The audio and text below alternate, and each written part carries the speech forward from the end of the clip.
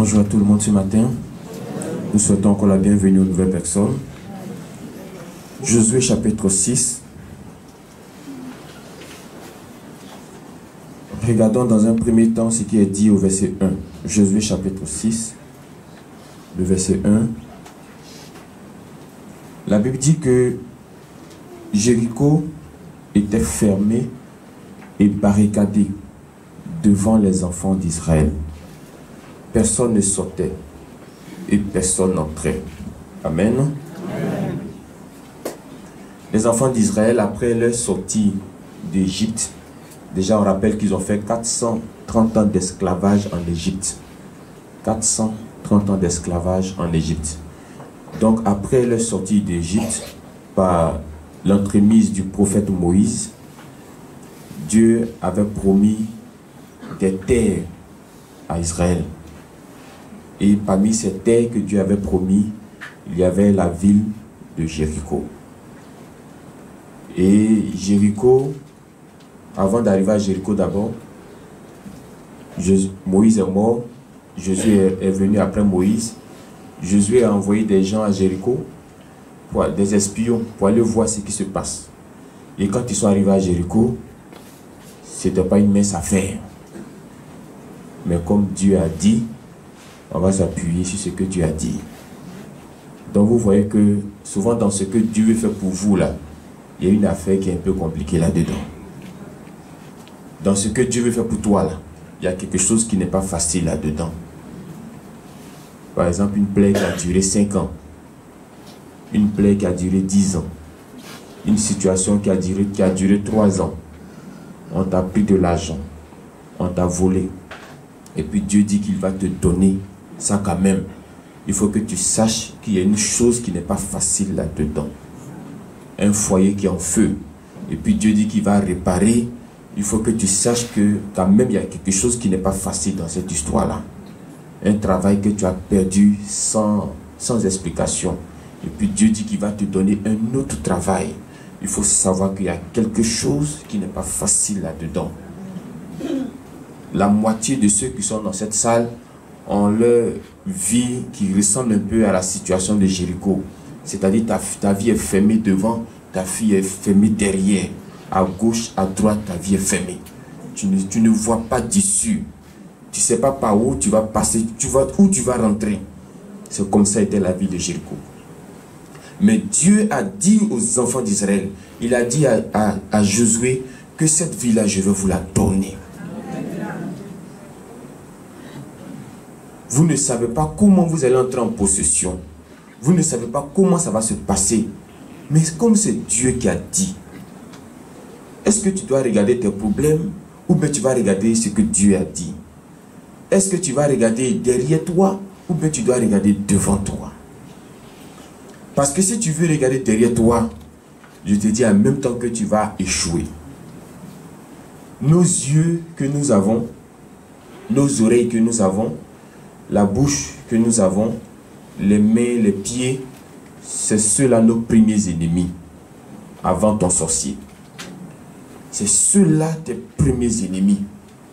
Entre-temps, si tu as réussi à maîtriser tes yeux, si tu as réussi à maîtriser tes oreilles, si tu as réussi à maîtriser tes bras, tes mains, tes pieds, tu vas voir que autour de toi aussi beaucoup de choses vont réussir. Parce que le sorcier peut t'emmener une nouvelle. La nouvelle, ça passe par l'oreille, n'est-ce pas? Mais puisque tu as réussi à maîtriser les oreilles, tu vas voir que la nouvelle là, ne va rien te faire. Le sorcier peut passer par le médecin pour te dire que ta situation là, on ne peut plus rien faire. Comment une femme peut enfanter au chemin du ciel pendant qu'elle a les trompes bouchées? Comment une femme peut enfanter au chemin du ciel pendant qu'on lui a dit que dans son utérus, il y a beaucoup de myome, il y a beaucoup de fibromes? Si ce n'est pas la puissance de Dieu. Donc avant de croiser le Dieu de Papa Florian, il faut que tu saches que ta vie était barricadée et fermée. Amen. Amen. Pour ne pas être plus long, lorsque Josué partait maintenant avec sa troupe avec les enfants d'Israël pour conquérir Jéricho. Comment maintenant ils vont faire pour entrer dans Jéricho? Arrivé là-bas, il se trouve que Jéricho a une grande muraille. Une très grande muraille. Il y a l'armée qui est là. Au départ, j'ai pensé moi-même que on pouvait défoncer la porte. Le portail de Jéricho. J'ai pensé que, puisque l'armée d'Israël, ils avaient une armée. Quand vous allez lire la suite, vous avez une armée. Donc une armée est composée de certaines armes. Donc je me disais que, mais avec les armes qu'ils ont là, ils peuvent faire des trous dans le mur. Ils peuvent avoir des fers, casser, en tout cas quelque chose de ce genre. Mais vous savez ce que Dieu a dit de faire? C'est ça là même que... C'est ce qui m'a scandalisé, si vous voulez, en quelque sorte. Dieu dit,